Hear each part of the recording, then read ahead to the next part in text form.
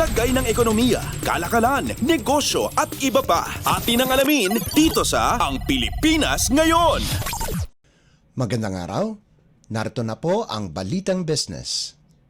Nagsimula na ang pagbisita ng Department of Agriculture o DA sa mga palengke sa Kalakhang, Maynila upang matiyak na may sapat na supply at tama ang presyo ng mga bilihin ngayong holiday season.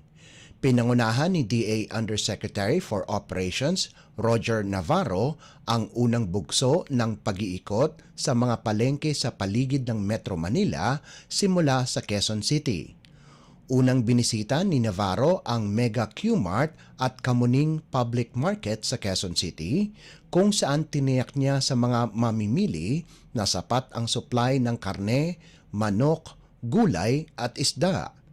Sinabi ni Navarro na bukod sa mga market inspections, nakikipag-ugnayan na ang DA sa iba't ibang ahensya ng gobyerno sa posibilidad na magkaroon ng ibang interbensyon para matiyak na mananatiling stable ang presyo ng mga bilihin. Ayon kay Navarro, katuwang ng DA ang National Price Coordinating Council para masiguro na hindi rin bumabaha sa merkado ang mga imported na produkto at matabunan ang mga local producers.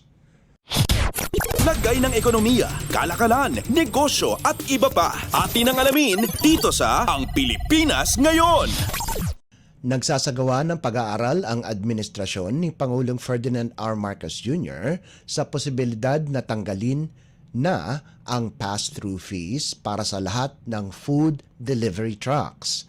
Sinabi ni National Economic and Development Authority o NEDA Undersecretary Rosemary Edilion na ang presyo ng pagkain ang pangunahing factor sa pagtaas ng inflation sa bansa, kaya't pinag-aaralan ng pamahalaan na ma-exempt ang mga delivery trucks para hindi makadagdag sa inflation.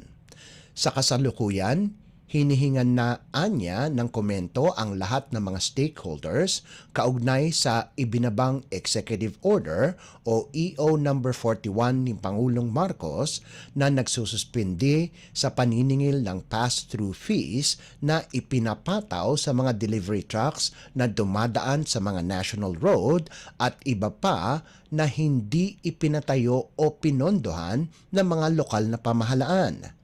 Layunin na hakbang na ito na mabawasan ang gastusin sa transport at logistics na madalas ay ipinapasa sa mga consumer.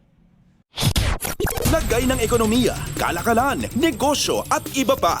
Atin ang alamin dito sa Ang Pilipinas Ngayon. Inaasahang magkakaroon ng mahigit pisong rollback sa presyo ng mga produktong petrolyo ngayong linggo.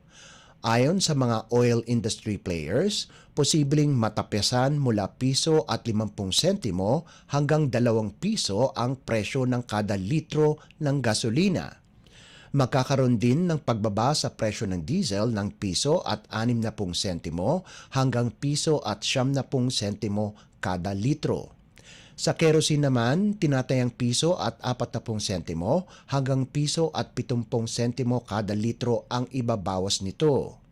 Ayon sa oil players, ang oil price rollback ay dulot ng naging paggalaw ng presyuhan ng petrolyo sa merkado sa nagdaang 4 na araw.